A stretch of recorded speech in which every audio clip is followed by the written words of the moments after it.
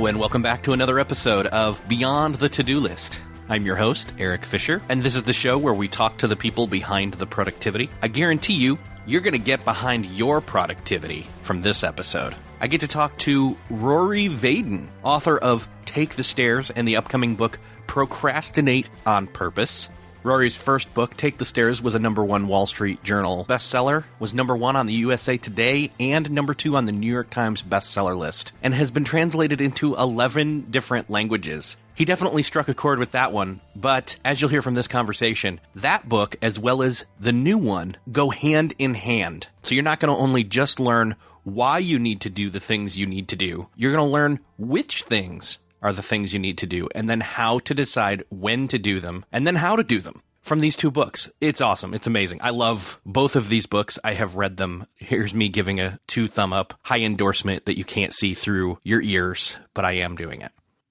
Anyway, Rory is founder of the Center for Study of Self-Discipline, and he also has a podcast called Daily Discipline with Rory Vaden. But enough about Rory. Let's talk to Rory. And stay tuned later to hear about something that I like. All right, welcome back to Beyond the To-Do List. This week, I get to talk to Rory Vaden, who I just gave an awesome intro to. Rory, you'll have to trust me on that. Rory, welcome to the show. Thanks, Eric. It's good to be here. So all the great things that I just said about you to the audience, you're an author, a podcaster, a radio guy, you're a consultant, and then there's this productivity stuff, which you probably don't look at as like, and I think I've actually heard you say this, you literally aren't aiming to be, another person out there peddling productivity, so to speak. So what is your ultimate goal in these two books, Take the Stairs and now Procrastinate on Purpose? What an interesting question. So my area of study and my whole mission in life is about helping people increase their self-discipline. And so, the media has been referring to me lately as a self-discipline strategist. And so my whole area of expertise as an individual is about the psychology of overcoming procrastination, improving self-discipline, and helping people do the things they know they should be doing that they don't want to do. The Take the Stairs book, when it came out 3 years ago, it was all about how to do the things you know you should do that you don't want to do. So it's really about the psychology of overcoming procrastination. But there was one phrase in there in almost every major media appearance that we got, Fox and Friends and Forbes and yada yada, was around a concept that I introduced in Take the Stairs called priority dilution. And I said, priority dilution is the new form of procrastination. Classic procrastination is consciously delaying on the things you know you should be doing. And that's what we all think of when we hear the word. But priority dilution was this new phrase that we sort of inadvertently coined. Priority dilution doesn't affect the lazy people or the apathetic people. It affects the chronic overachievers, the people who are working long hours and are hustling, and maybe they are a small business owner, a salesperson, or somebody who's really trying. But what happens is the same net result, that at the end of the day, their most important activities on their to-do list are left unchecked, not because of laziness again, but because they get pulled in a million directions. They consciously or unconsciously allow themselves to be pulled towards maybe less important, but perhaps more urgent tasks. So priority dilution is kind of the new form of procrastination that affects the overachievers. Well, there was only 2 paragraphs in Take the Stairs on that concept, but people seem to go nuts over it. And so we said, wow, that's a real problem that people seem to gravitate towards. And so we said, how can we solve that problem? And so that is what led us unexpectedly to write this new book that's coming out called Procrastinate on Purpose. The intersection, we can talk a little bit more about the intersection of the two, but that's how we got here, Eric. Let's do a quick sprint up those stairs and maybe cover some of the Take the Stairs stuff so that it kind of can give it gives context. It's kind of like these two books from what I've seen, it's like a 1-2 punch. So let's do that. Let's talk about, short-term versus long-term and choices and consequences and easy and hard and the preconceived notions we have with that stuff.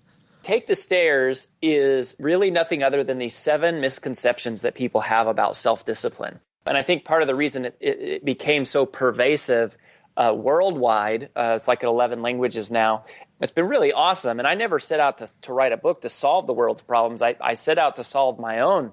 And there's a whole backstory there about some of the self-discipline issues that I had. But the book is just these 7 misconceptions. And people realize that self-discipline isn't as hard as we think when we know how to think about it the right way. And the very first principle, which is part of the core premise, is called the paradox principle of sacrifice. And simply stated, it is easy short-term choices lead to difficult long-term consequences.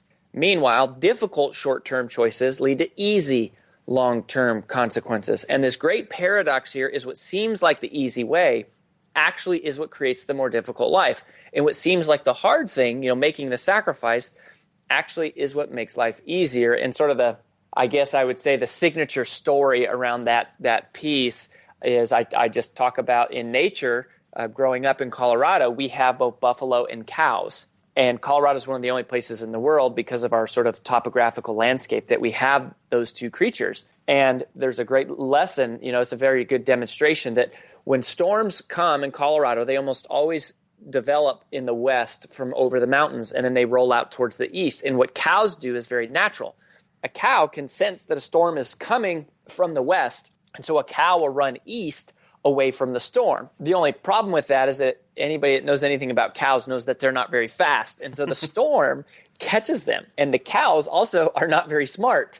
And so instead of stopping, the cows continue to try to run away from the storm. They try to outrun the storm, but instead of outrunning the storm, they actually run with the storm, which makes it worse. Humans do the same thing all the time. We spend so much of our lives constantly trying to avoid the inevitable but difficult choices, or difficult challenges that we must be faced that are the result of our very own choices. People who are in debt constantly try to find ways around paying their bills. People who are unhealthy are often making excuses for why it doesn't matter, or, they've tried to diet before, they tried to work out and it didn't work. People who are struggling in their marriage avoid the difficult but meaningful conversations that need to be had. The key insight that ultra performers have made is they realize all of those problems that are procrastinated on, are amplified.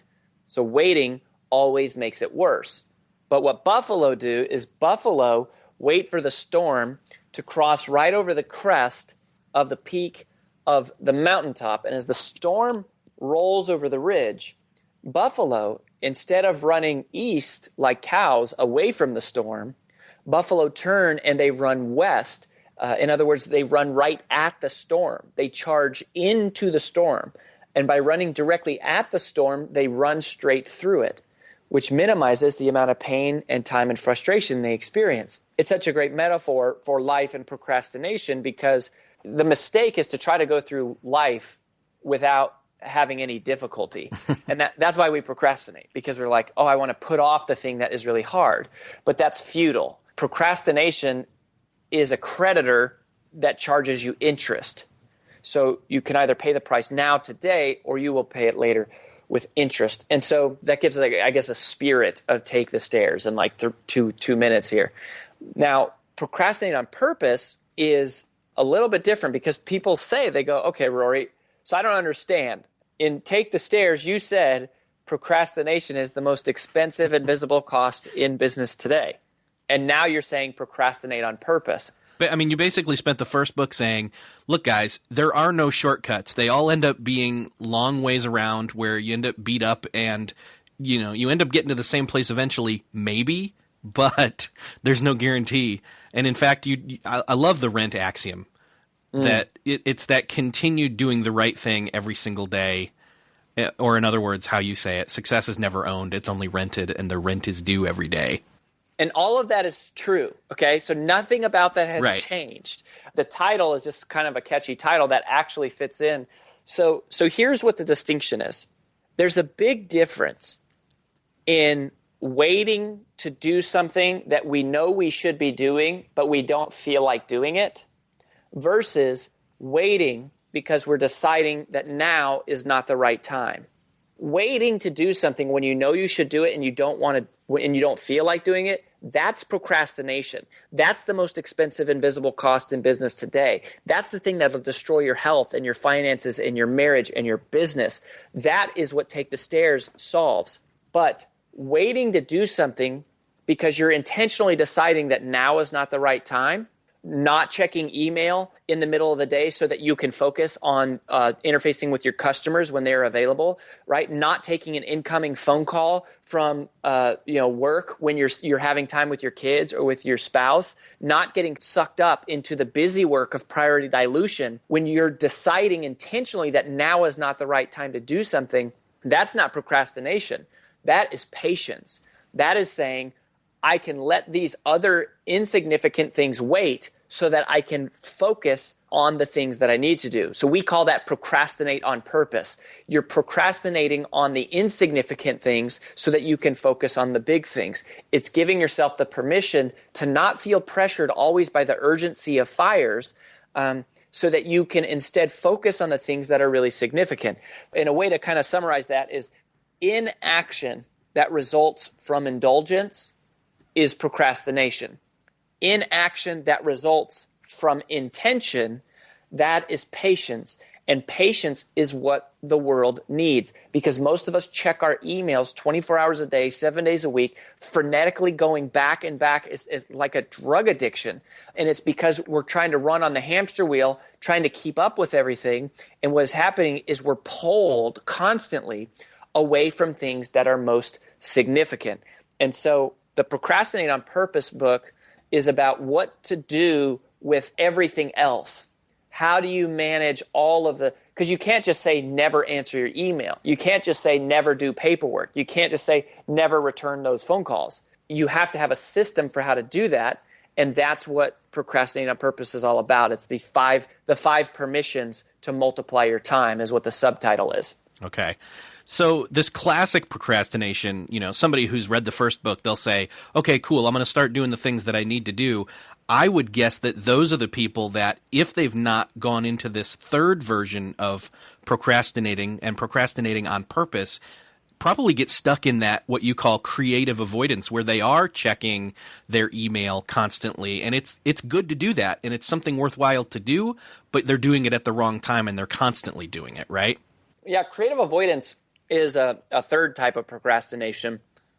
And it's more like classic procrastination in that it happens to a person who is like, maybe disengaged because they don't like their job, or maybe they're just bored, or maybe they're lazy, or maybe they just are doing something they don't care about and they're apathetic, right? And what creative avoidance is creating stuff for yourself to do so that you can do that thing as a way of avoiding doing the thing you should be doing that you don't want to do. That's creative avoidance. Priority dilution is more authentic. It's more of like, hey, you're a mover and shaker. You're becoming a leader. Your business is starting to take off, and now you legitimately have fires and things that need to be taken care of, and you're trying to balance keeping up, being a firefighter with being a seed planner and doing the things you need to do to set yourself up for more time and more results in the future, which we call multiplying your time. The message of both books is actually the exact same. It's do the things you should be doing. And the second one's more about how to know or how to approach learning, from yourself. Yes. Which of those things are the things you should be doing. Yeah, Take the Stairs is how to do the thing you should be doing.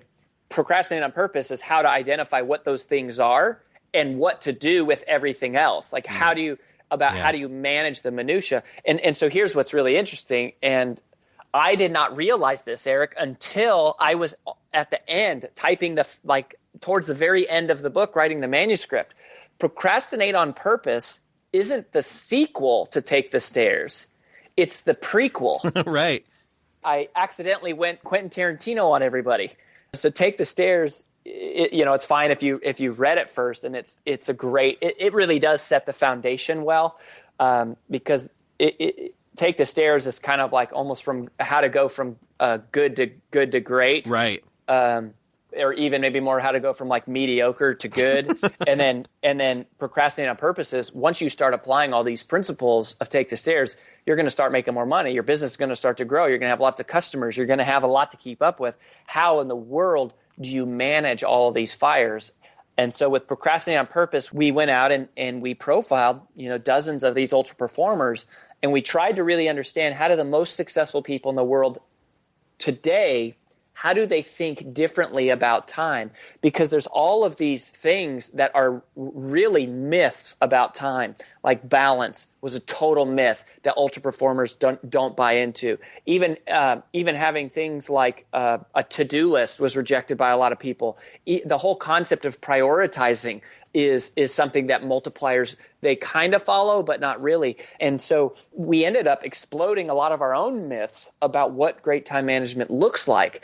And, the very first sentence of the book is everything that you know about time management is wrong. Love it. I love it because it's going so much further beyond what has been held as true from these myths about, well, you got to be efficient and here's how you learn to do that. Or, you got to learn to prioritize and here's how you learn to do that. And, the whole Stephen Covey urgent versus important thing, which I know a ton of people who listen to this show like hold as gospel. Yep. But you're saying there's actually a whole other dynamic to that. Yes. The number one thing that we discovered, and the other thing about us too is like, I'm not just like a full-time writer. So Southwestern Consulting is our business, and I'm one of the founders of our company. We have 95 people now. We've had over 3,300 coaching clients. We're doing work in 35 countries, and we have a business that's really growing dramatically in the last few years. And we learn a lot from our clients because we do sales consulting is really what we do, and sales coaching is our core business. And, my little area of focus is procrastination and self-discipline and productivity, which definitely applies to salespeople. But our overall company brand is much bigger than I am, and that's really sales. Anyways, one of the things that we discovered in working with all these clients and looking at this is that time management is no longer just logical. Time management is emotional. And yet every single time management book you read is about tips and tricks. It's about tools, technology, apps. It's about checklists. It's about calendars. It's about organizational systems and filing systems and workflow charts. And all of that is good. There's nothing wrong with it. There's nothing bad about it. It's all good. It just completely ignores the reality of time management in the world today. And that book that Dr. Covey wrote, it's a legendary book. It's prolific. It's pervasive. It is the gospel of productivity. And it changed my life. And all the things that we're learning are not refuting any of the things that Dr. Covey said. They're building upon them. But that book was written in 1989. I mean, Eric, think about how different the world was in 1989. Oh, I know. It's like there's no internet. There's like barely internet. There's no email. There's no smartphones. There's no Snooki, right? The fax machine was new. Yeah, the fax machine was like the new thing. And now there's no social media. It's like Facebook doesn't even come out until 2002 or 2003. And the world was completely different. And now we have a million things pulling on us in all these different mediums. So the world has changed. And one of the things that became obvious to us as we were looking through this, and our team is sort of putting together the research and writing the book, is that your calendar is great. Your to-do list, fine. But most of us are driven by fear and worry and anxiety and guilt and a need to feel belonging and the need to impress. And those emotions have as much influence on how we decide to spend our time as what is on our calendar or what is in our inbox. Those emotions drive which things we pay attention to. And that is where the 5 permissions comes in. Hey, everybody. Eric here. Just wanted to take a brief pause on the conversation with Rory to let you know about something that I really love right now, which is my Casper mattress. I know, right? You're like, a mattress? Really? And I want to tell you, yeah, really. One of the biggest things when it comes to productivity is getting good sleep. Not just more hours, but better hours. And that's what I've been doing for this last month with my Casper mattress. It's engineered to be such an awesome cross between latex foam and memory foam. I'd tried memory foam mattresses before, and I thought, yeah, this is okay. And I'd had a spring mattress before that and thought, yeah, this is all right.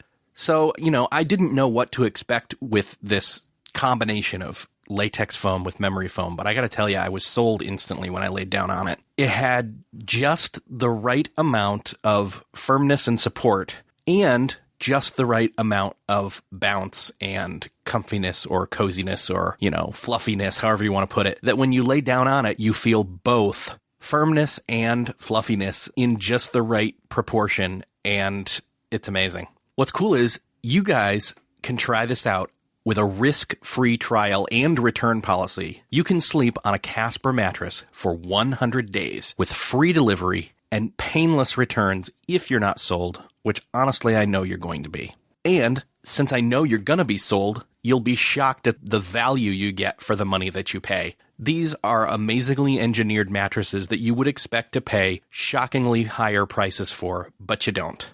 They start at $500 for a twin-size mattress and go all the way up to $950 for a king size. And if you compare that to other beds of this quality, or lesser quality for that matter, that is an amazing deal. Not only that, but they have given me the ability to give you $50 off a purchase. All you need to do to take advantage of that offer is go to Casper.com, that's Casper.com/TODO, that's Casper.com/TODO, and then use the promo code TODO, that's TODO. Again, $50 off any mattress, Casper.com/TODO, code word TODO, and get that mattress to start off your new year getting better sleep and boosting your productivity. In Procrastinate on Purpose, we have this thing called the focus funnel, which is a visual depiction of the thought process that multipliers use to evaluate which tasks to spend time on. But to what you said about Dr. Covey, before you can even dive into the focus funnel, you have to completely redefine the way that you think about time. The first is realizing that it is not logical, it's emotional. The second thing is to use Dr. Covey's time management matrix. And actually, because of copyright law, we got some licensing things that we had to sign with them to even talk about it, but we couldn't actually reprint it in the book, their time management matrix. But it's public domain enough to know that the y-axis is importance and the x-axis is urgency. That's the system of prioritizing that most of us use. It's like you make some calculation to score an activity to move it up in your queue. But what multipliers did is they don't just make a calculation on the y-axis of importance and the x-axis of urgency. There's a third calculation that they make, which isn't importance or urgency, it's significance. And significance becomes the z-axis, if you will, of that sort of diagram. It takes it from being two-dimensional into three-dimensional. And here's what the difference is. Importance is how much does this matter? It matters a lot or it doesn't matter a lot. Urgency is how soon does this matter? So if it must be done now, it's urgent. If it can wait, it's not urgent. Urgency is a part of determining importance. In other words, if it's urgent, that makes it more important naturally. But the part that most people are missing, which is sort of related to our emotions, is significance. And significance is how long does this matter? In other words, what am I doing today that can create more time tomorrow? And that is how you multiply your time in one sentence, is you give yourself the permission to spend time on things today that create more time tomorrow or more results tomorrow. And the significance calculation is the natural offsetting calculation of urgency. Because urgency is, oh my gosh, it's a fire, it matters right now. But significance is saying, boy, I need to spend some time to update the technology I'm using in my system because it's going to matter a lot in the future. It's going to affect everybody. And anything that you can do today that creates more time tomorrow is significant. And it may not be urgent. It likely isn't urgent. In fact, Dr. Covey even said the most productive people do is they don't spend their activities or their time just on urgent and important. They spend it on important but not urgent. That's things like strategic planning, developing relationships, training, those kinds of things that are important but they're not urgent. Absent the significance calculation, you're always falling victim to whatever is latest and loudest. But when you shift your thinking and you start thinking not just about here and now, but you start thinking about how can I use my time in a way today that creates more time tomorrow? Not just what is most important, right? What are things I can be doing now that make tomorrow easier, that make tomorrow better, that make tomorrow faster? That's where the focus funnel starts to come in. Okay. So let me see if I can sum that up in a metaphor. Tell me if I've got this. A fire is urgent, but a fire is also important to put out. But significance would state, okay, yeah, we realize that right now I don't have a firefighter or a firefighting team in place. Significance dictates I'm going to put those in place and give myself permission to work on getting that in place for future fires. The metaphor or analogy that we use in the book, I always get those confused. It is urgent is being a firefighter, and it's not that you don't. That's a valuable skill to learn how to be a firefighter. But significant is learning to be a seed planter. It's planting seeds for all the things so that you're developing the future. And it's a balance of both. So it's not that you should never do urgent things. It's that most of us are working so much. We have so many emails going so fast. And even if you look at a to-do list, Eric, it's not that like a to-do list is bad. And it's not that prioritizing is bad. Prioritizing is still a valuable skill. But the thing that people don't realize about prioritizing does nothing to create more time. All prioritizing does is take item number 7 in your to-do list and bump it up to number 1. You can be the world's greatest prioritizer and still always be freaking busy and overwhelmed and behind. And still end up with like 3 things at the end of the day that you've still not checked off that list. Exactly. And that, to me, describes the world that I was living in and our clients are living in. When was the last time you asked someone how they were doing and they didn't say, oh my gosh, I'm so busy? I mean, so guilty of that. Everybody is so busy, and we are busy. You know, Albert Einstein said, you can't use the same level of thinking that created the problem to solve the problem. We have to change the way that we're thinking. The only way to beat the tyranny of the urgent is to get out in front of it and prevent it from ever happening. And that's a matter of planting seeds, of creating systems that can deal with stuff for you so that you don't have to deal with it. It's spending time on things today that give you more time tomorrow. But even a to-do list, if you're not careful, causes you to limit your thinking. Because a to-do list asks the question, what is the most important thing that I can do today? And it's not that a to-do list is bad, it just doesn't force you to think the way a multiplier would think. A multiplier doesn't really say, what is the most important thing I have to do today? They say, what can I do today that will make tomorrow better? What system can I create? What training can I go through? What technology can I invest in? What people can I hire? You know, to use the focus funnel, eliminate, automate, delegate, procrastinate, and concentrate. What are all of the things that I can do now that make tomorrow better? Now, if you do make the significance calculation, you're still going to need to prioritize that task and move that up to the top. And you could still add that task to your to-do list. So it doesn't mean that prioritizing is bad or wrong. Again, it doesn't mean to-do lists are bad and wrong. They're just limited. And they don't really capture the way that multipliers really think. Multipliers get outside of the urgent. You know, if you think of Richard Branson, for example, I'm sure that in all of his various companies, he has some customers that are probably pissed off, right? They're upset about something. My guess is Richard isn't handling those issues personally. They may be very urgent, they may be big clients, but he is spending his time thinking more about the future and thinking about where are we going and how do we create better systems so that fewer people get pissed off later. That's a significance calculation. He's a multiplier. He is someone spending time on things today that create more time and results tomorrow. You know, people like him is a great explanation for why they get exponentially different results from other people who work the same number of hours every day as he does. So how does somebody who, whether they're a business owner or an entrepreneur or somebody who's just a member of a family, like a housewife, how do we walk them through this focused funnel and these steps and give them maybe a taste of how they can end up on the other end of this funnel? Yeah, that's good. So let's take it to the level of practical now, right? And that's what the focus funnel is meant to be. It's actually a picture. It's the core centerpiece of the whole book. And actually, anybody who's listening, if you go to procrastinateonpurpose.com, you can register for a free 1-hour webinar where you can watch, and I explain the whole thing, and you can see the image. Because some of this is pretty radical for people, Eric, and especially they hear it the first time, it just doesn't set in.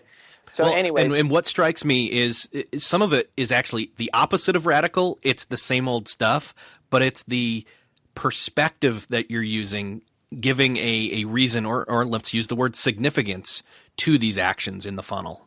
That's right, because the book is not about tips and tricks, tools and technology. Right. It's about how to think differently about time and to be thinking based on significance and multiplication.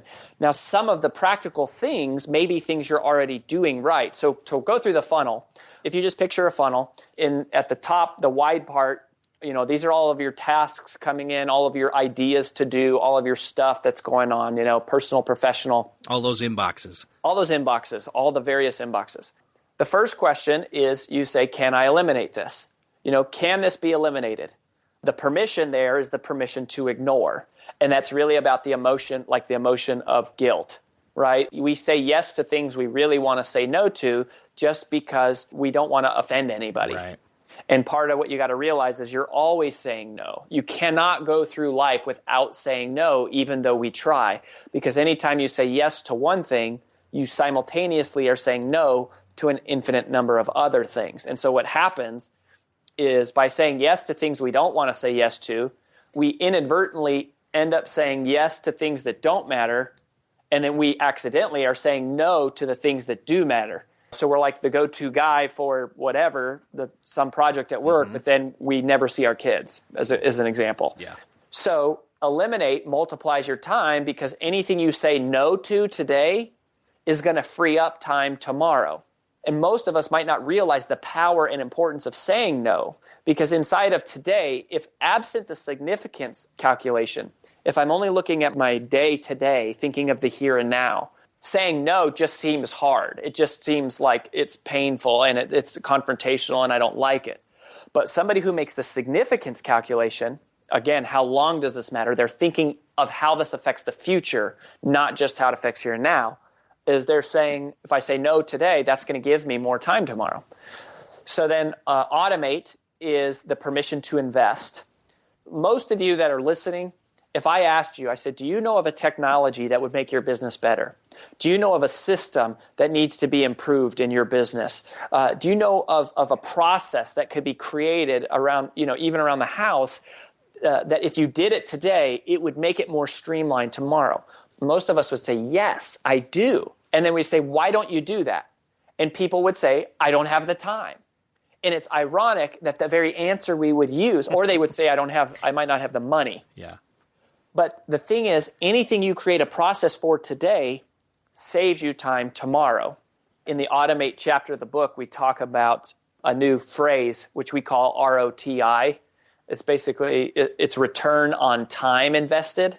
And here's a practical example. Like if I asked you, Eric, I said, do you have an extra 3 hours open in your schedule today to set up online bill pay? Like, do you just have 3 hours where you're not doing anything today? You don't have anything on the calendar?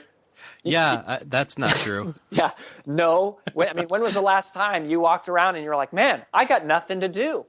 I got nothing to do. I don't know what to do. If you're listening to this podcast, chances are that's not you, right? So, but I say, look, spend the 2 hours or 3 hours to set up online bill pay. Why? Because then every month it's going to save you whatever, 15, 20, 30 minutes of writing all of those checks and doing all that stuff. So I've invested 2 hours, but then every month, let's say I get 30 minutes back. After 4 months, I break even, and every month thereafter, and gosh, I've had my cell phone plan with Verizon for 16 years, every month thereafter, it's multiplying time.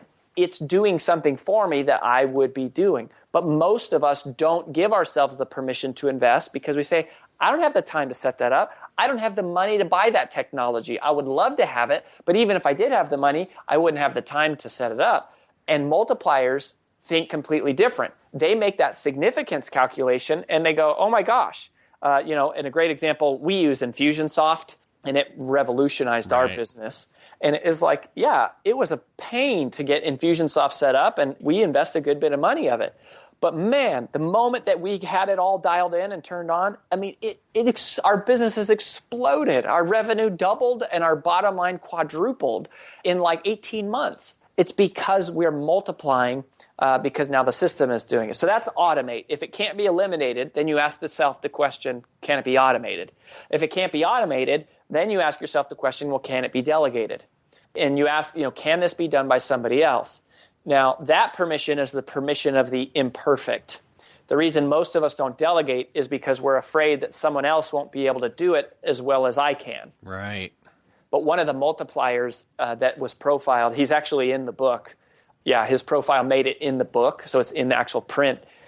He said, you got to realize multipliers always know that 80% done by someone else is always better than 100% done by them themselves. Nice. Yes. That is totally true. Totally true. And over time, they might not be able to do it as well as you the first time. But when you let them specialize in that task, after 2 or 3 times, they'll be doing it as good as you, and then it won't take long for them to do it better than you ever would have been able to. But you've got to give yourself the permission of the imperfect so that you can make progress. So eliminate, automate, delegate, those are the first 3 steps of the focus funnel. Now, if a task makes it through all of those, meaning it can't be eliminated, it can't be automated, it can't be delegated, then it shoots out the bottom of the funnel. And now there's only one remaining question, because now you know the task must be done and it must be done by you. Okay. So now the only question that remains, which is a question that a lot of us overlook, is the question, does this need to be done now or can it wait until later? If it does need to be done now, there's no choice but to do it now. In other words, this is something that's going to multiply your time and it is urgent. There's a limited window to do this. Then that is concentrate. That's the permission to protect, is to say, you know what? I now have a very clearly defined strategy that I have the confidence of knowing this task must be done by me, and it must be done right now. So I have to protect, I have to focus, I have to take the stairs, and that's where take the stairs intersects. That's where I have to take action, I execute, I don't procrastinate, I go after it. But if you intentionally decide that now is not the right time, that it can wait, then that isn't eliminate, automate, or delegate. That is procrastinate on purpose, which is where the title of the book comes from.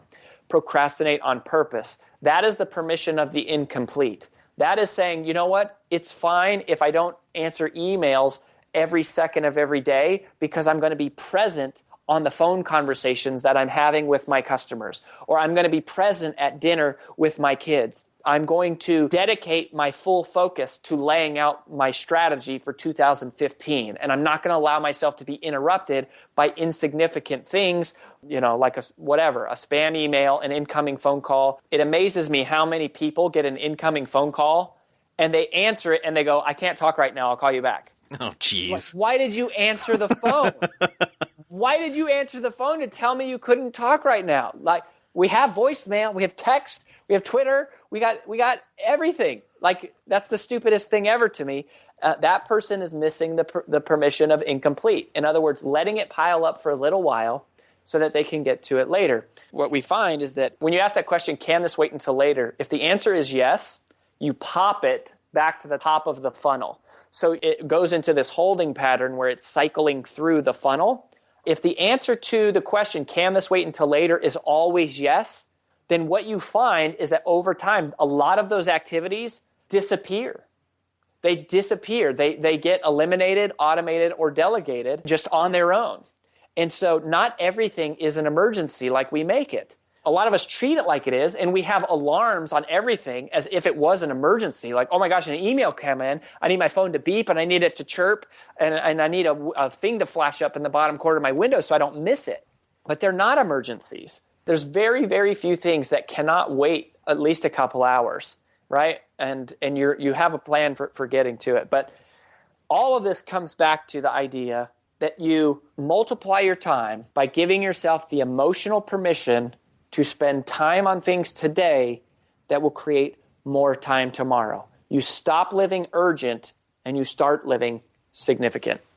Ugh, that's a perfect landing place for this episode, which you have no idea how many different past episodes of this podcast you've just tied together nice and neatly. So cool. I'm going to have to list a whole bunch of, 5 to 10 plus of the major significant episodes of this podcast together in the show notes for this one. That's awesome. So the book, Pop, Procrastinate on Purpose, January 6th, 2015. Correct? So that's the official release date. I mentioned this earlier. If you go to procrastinateonpurpose.com, you'll have an opportunity. You can register for a free 1-hour webinar, and you can see some of the visuals that go with the things we've been talking about. And then there is the first 4,000 people that pre-order the book there's a pretty amazing deal. And they can take the stairs, and they get Procrastinate on Purpose, and they get a galley copy of Procrastinate on Purpose sent to them immediately today. So they basically get 3 books plus some other stuff for $30. They get a video course and all that. But the coolest thing is you get an advanced reader copy of the book mailed today if you're one of the first 4,000. And then we'll send you the hardcover also in January when it's officially published. Awesome. So listeners, don't procrastinate to go grab Procrastinate on Purpose, and then Rory will not procrastinate to send you a galley copy immediately to start reading, especially right now in this Christmas break coming time through to New Year's, when everybody's thinking about making these changes that you need to be changing anyway. Amen. Hey, thank you so much for having me, Eric. This is such a fun conversation to have with somebody like you who has looked at this topic from so many different angles and so many different perspectives, and had so many amazing guests on the show. And so it's really, really awesome to be here. Well, Rory, thank you for coming on the show, and thank you for helping us to really look beyond the to-do list. My pleasure. So, what did you think? I can't tell you enough how much these 2 books, as well as with the past episode, the new version of Getting Things Done from David Allen, those 3 books should honestly almost be considered steroids for your productivity, and someone should call foul on that if there were sports that was productivity. Anyway, I hope that you enjoyed this episode. In fact, I hope that you enjoyed it so much that you went ahead and grabbed Rory's new book and Take the Stairs, and that you will let him know how much you enjoyed this episode. And again, I hope that you check out Casper Mattress by going to casper.com/todo and using the code TODO to get $50 off any mattress they have. Thanks again to the folks over at Casper for supporting Beyond the To-Do List and Better Sleep, including mine. Thanks again for listening to this episode. I will see you in 2015.